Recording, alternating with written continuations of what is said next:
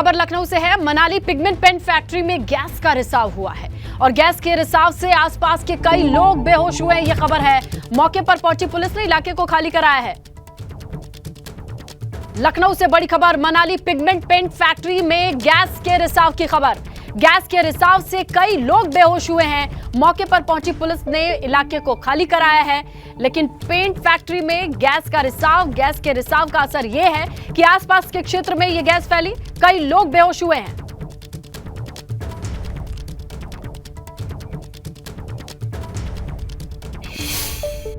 यहाँ पर सर सारे मोहल्ले को प्रॉब्लम है।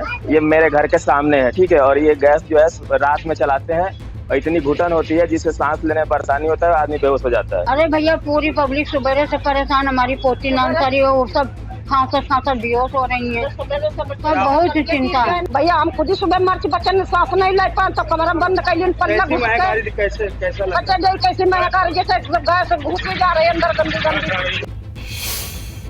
तो आपने स्थानीय लोगों को सुना उनकी क्या समस्या है, लेकिन बड़ी बात यह है कि रिहायशी इलाके के पास ये पिगमेंट फैक्ट्री, पेंट फैक्ट्री है और यहाँ पर गैस का रिसाव लोगों के लिए परेशानी का सबब बना हुआ है। इस पर कितने दिन से कहां शिकायत की गई, क्या एक्शन लिया गया, ये कई सवाल अभी भी हैं। इस खबर के सामने आने के साथ ये अंदाजा लगाया जा सकता है कि पेंट के सामने, फैक्ट्री के सामने जितने भी रहवासी हैं, छोटी बस्तियां हैं, उनके लिए ये दिक्कत है। आंखों में जलन, सांस लेने में दिक्कत, खांसी, खासकर बुजुर्गों में, बच्चों में दिक्कत दिखाई दे रही है, यहां के लोग बता रहे हैं। गोंडा से खबर है। भीषण आग का कहर देखने को मिला है। आग की चपेट में आने से कई दुकानें जलकर खाक हैं। लाखों का नुकसान हुआ, इस बात की आशंका जताई जा रही है। कोतवाली क्षेत्र के मौर्य नगर चौराहे की घटना, तस्वीरें आपके सामने। गोंडा से ये तस्वीरें आई हैं। आग की चपेट में कई दुकानें आई हैं। मौर्य नगर चौराहे के पास ये आग लगी, जिसकी तस्वीरें आप देख सकते हैं। दुकानों में ये भीषण आग लगी है। दुकान के भीतर रखा सारा सामान जलकर के खाक हुआ है। गोंडा में आग की तस्वीर। सुभासपा के 3 नेता पार्टी से बाहर निकाले जा चुके हैं, निष्कासित किए गए हैं। संदीप तितोरिया, सतीश बंजारा को पार्टी से बाहर का रास्ता दिखाया गया है। राष्ट्रीय कार्यकारिणी के सदस्य सोकेंद्र आचार्य भी हटाए गए हैं। सुभासपा की ओर से बड़ा एक्शन लिया गया है। 3 पार्टी के सदस्यों को बाहर का रास्ता निष्कासित किया गया है। नाम है संदीप तितोरिया, सतीश बंजारा को पार्टी से बाहर किया गया। राष्ट्रीय कार्यकारिणी के सदस्य सोकेंद्र आचार्य को भी हटाया गया है। क्यों हटाया गया है, क्यों लिया गया एक्शन, चलिए जानकारी लेते हैं। हमारे सहयोगी विवेक इस वक्त फोन लाइन पर मौजूद है। क्या किया इन्होंने विवेक ऐसा कि इनके ऊपर पार्टी का बाहर रास्ता दिखाने का फैसला लेना पड़ा? इसमें लता बहुत अरसे से ये जो तीनों नेता हटाए गए हैं पार्टी विरोधी गतिविधियों में शामिल थे। ऐसा जो अरुण राजभर हैं, भाजपा के राष्ट्रीय प्रवक्ता, उनका कहना है कि पार्टी की गतिविधियां, इनकी गतिविधियां ठीक नहीं थी, पार्टी विरोधी गतिविधियां थी और निष्क्रिय थे। एक तरह से जो संगठन की मजबूती पर भाजपा ध्यान दे रही है, जगह जगह जाकर तमाम कार्यक्रम कर रही है, लोगों को जोड़ने का काम कर रही है। ऐसे माहौल में संगठन के ये निष्क्रिय सदस्य थे जिनको हटाया गया है और अभी ये शुरुआत है। इसके आगे बहुत सारे ऐसे सदस्यों की सूची बनाई गई है जिनको लगातार हटाया जाता रहेगा। संगठन मजबूत किया जाएगा, क्योंकि निकाय चुनाव लड़ने का ऐलान कर चुकी है भाजपा। इसके बाद लोकसभा चुनाव भी होने हैं 2024 में, तो पार्टी अपना संगठन मजबूत कर रही है। जमीन पर मजबूत लोगों की एक टीम तैयार कर रही है। उस टीम में जो भी फिट नहीं बैठ रहा है, जो भी उस सांचे में फिट नहीं है, उसको पार्टी से बाहर का रास्ता दिखाया जा रहा है। और तीनों ही जो नेता हटाए गए हैं वो बड़े स्तर के राष्ट्रीय स्तर के नेता थे पार्टी के, भाजपा के। तीनों को हटाए गए और इस कड़ी में, इस सिलसिले में आगे और भी नाम आएंगे और भी लोगों की लिस्ट बनी है।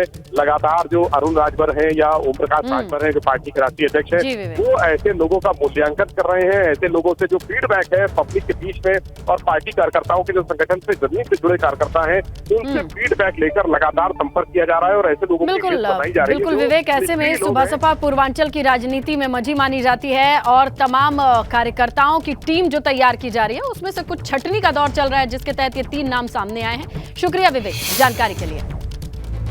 भाजपा महिला मोर्चा की 2 दिवसीय बैठक है। आज बैठक का दूसरा दिन है और आज बैठक में भाजपा के प्रदेश अध्यक्ष भूपेंद्र सिंह चौधरी की अध्यक्षता में यह बैठक की जा रही है। इस बैठक में कई अहम फैसले लिए जा सकते हैं। हमारे संवाददाता भाजपा प्रदेश अध्यक्ष भूपेंद्र चौधरी से खास बातचीत करे हैं, वो भी हम आपको दिखाते हैं। 2024 को लेकर के कितना बड़ा मुद्दा होगा इस बार का? भारतीय जनता पार्टी हमेशा मिशन मोड में हमारे कार्यकर्ता और हम लोग रहते हैं और हमारी गतिविधियां नियमित लगातार बनी रहती हैं। हमारी उपस्थिति, हमारी पार्टी की, हमारे सभी कार्यकर्ता भाइयों बहनों की उपस्थिति जनता के बीच में। हमारी सरकार के काम हैं, हमारे वैचारिक विषय हैं, हमारे संगठनात्मक विषय हैं, उन सारे विषयों को के माध्यम से हम लगातार अपनी गतिविधि जनता के हित के लिए, देश के सभी नागरिकों के हित के लिए, सरकार की योजना और सरकार के काम हम लोग लगातार उन्हें लेकर जनता के बीच में रहते हैं। पिछली बार लोकसभा चुनाव में 2019 में हमें 64 सीटें मिली थी, 2 सीटें बाई इलेक्शन में जीते हम लोग। हम लोगों ने इस बार संगठनात्मक स्तर पर और सरकार के स्तर पर भी हम लोगों ने जो काम किए हैं, चाहे राज्य के विषय हों चाहे केंद्र के विषय हों, हम लोग अपना पूरा रिपोर्ट कार्ड लेकर मोदी जी के नेतृत्व में 2024 में जनता के बीच में जाएंगे। और मुझे विश्वास है कि प्रदेश की जनता का इसने आशीर्वाद मोदी जी के नेतृत्व में भाजपा को मिलेगा और मोदी जी बड़े बहुमत के साथ सरकार तीसरी बार बनाएंगे।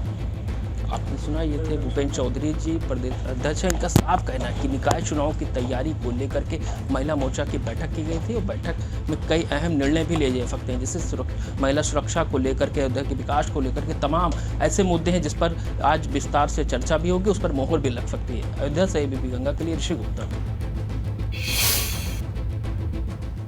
अखिलेश यादव भाजपा को सीतापुर में बड़ा झटका देने की तैयारी में है। आज वो सीतापुर हैं और अखिलेश की मौजूदगी में भाजपा के 2 बड़े नेता सपा ज्वाइन कर सकते हैं। सूत्रों के मुताबिक पूर्व विधायक रामपाल यादव और लहरपुर से विधानसभा का चुनाव लड़ चुके प्रमोद वर्मा बीजेपी छोड़ सपा में शामिल हो सकते हैं। अखिलेश यादव सीतापुर की जिला पंचायत अध्यक्ष स्वर्गीय महेंद्र सिंह वर्मा की पुण्यतिथि के मौके पर उनकी प्रतिमा का अनावरण भी करेंगे। और उधर कोऑपरेटिव सोसाइटी चुनाव की तैयारियों में जुटे शिवपाल यादव इटावा में कोऑपरेटिव सोसाइटी के सदस्यों के साथ बैठक करते नजर आए। 18 मार्च को इटावा में कोऑपरेटिव सोसाइटी की ये चुनाव होना है। शिवपाल यादव का बीजेपी सरकार पर हमला सामने आया, सिर्फ विपक्ष के लोगों पर ही छापेमारी क्यों, ये सवाल उठाया शिवपाल यादव ने। भाजपा सरकार में लोकतंत्र नाम की कोई चीज नहीं है, ये आरोप लगाया। भाजपा को कोई भी नेता ईमानदार ही नहीं लगता और इसके साथ ही शिवपाल यादव ने कहा कि ब्रजेश पाठक सिर्फ विज्ञापनों में लगे रहते हैं। तो कोऑपरेटिव चुनाव को लेकर के ये मीटिंग जरूर थी, लेकिन यहां से सीधा सीधा हमला उन्होंने सरकार पर बोला। किन मुद्दों को लेकर? लोकतंत्र नाम की चीज नहीं है, भाजपा को कोई नेता ईमानदार नहीं लगता और डिप्टी सीएम के बारे में कहते हैं कि वो सिर्फ विज्ञापनों में लगे रहते हैं।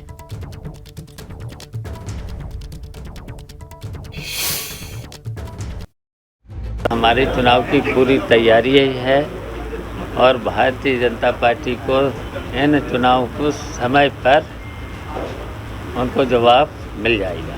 देखिए, ये केवल विपक्ष के नेताओं पर छापे पड़ रहे हैं, तो भारतीय जनता पार्टी में लोकतंत्र नाम की कोई चीज़ नहीं है, केवल विपक्षी लोगों पर छापे पड़ रहे हैं, तो उनमें लोकतंत्र नहीं है भारतीय जनता पार्टी के लोगों में। लेकिन भारतीय जनता पार्टी के देखा ही होगा कि इतना भ्रष्टाचार, और मुझे तो भारतीय जनता पार्टी का कोई नेता ईमानदार लगता नहीं। और उधर बुलडोजर कार्रवाई पर अखिलेश यादव ने सवाल उठाए हैं। ट्वीट करके बीजेपी सरकार पर अखिलेश ने हमला बोला है।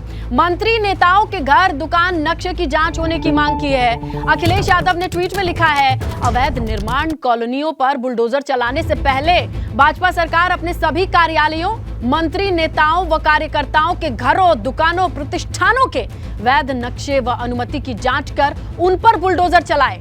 दूसरों का घर, दुकान गिराने वाले भाजपाई पहले खुद पर इसे लागू करके दिखाएं।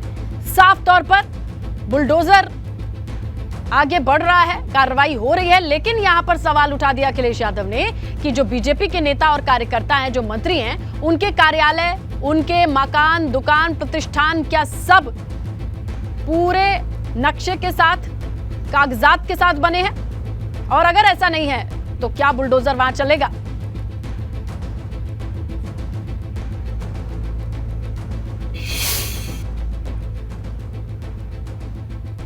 और पश्चिमी यूपी में जयंत चौधरी ने मिशन 2024 की तैयारी तेज कर दी है। आज वो शामली में जनसभा को संबोधित करेंगे। कस्बा ऊन में चौधरी चरण सिंह की प्रतिमा का वो अनावरण करेंगे। साथ ही जनता को एक जनसभा जहां है संबोधित करेंगे।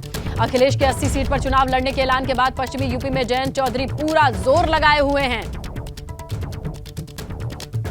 तो ऐसे में आज का कार्यक्रम ऊन में चौधरी चरण सिंह की प्रतिमा का अनावरण करेंगे जयंत चौधरी और एक जनसभा है जहां से उनका संबोधन होना है। अखिलेश यादव ने 80 सीटों पर चुनाव लड़ने का ऐलान किया है।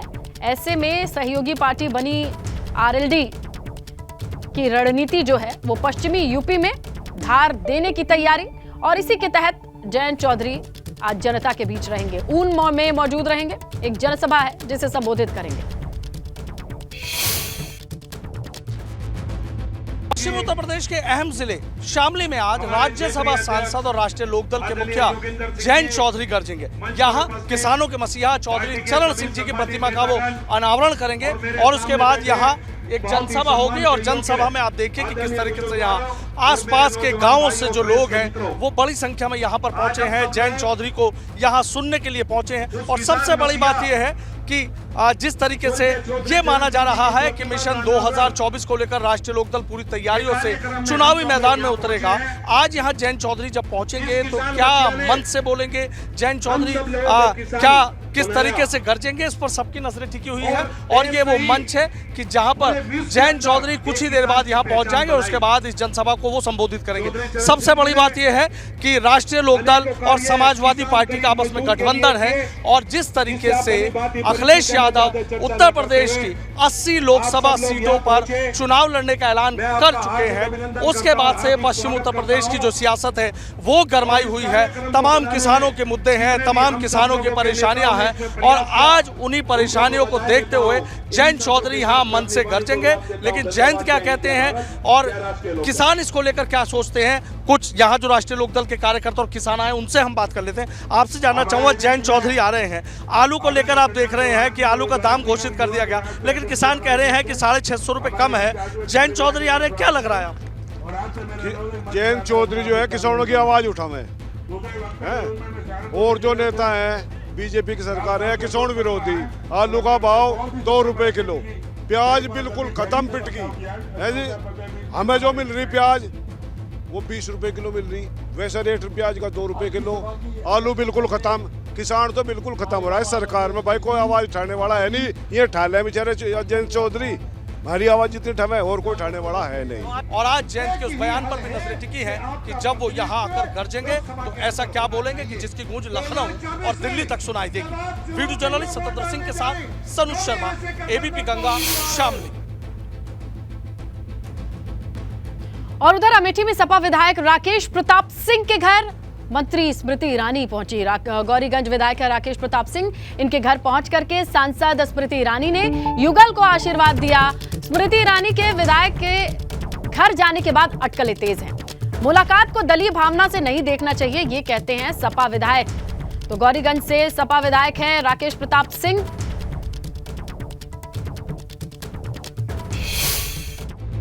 बैठक की जहां तक बात है वो तो दिफा की बैठक है, उसका मैं सदस्य है, उसका सांसद अध्यक्ष होता है, तो बैठक में हम लोग शामिल होते हैं। पर ये आज से नहीं, मैं तो लगातार 2005 से दिफा की बैठक में, कभी राहुल गांधी के साथ, तो आज ये सांसद है इनके साथ, तो बैठक में हम लोग बैठते रहे हैं। तो इसमें हर चीज को दलीय भावनाओं से और उसमें नहीं देखा जाना चाहिए।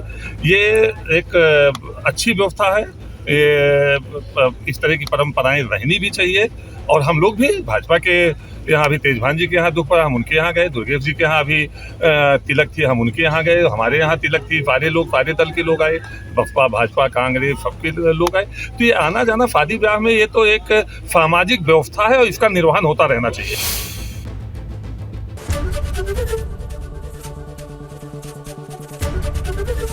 एबीपी गंगा, खबर आपकी, जुबान आपकी।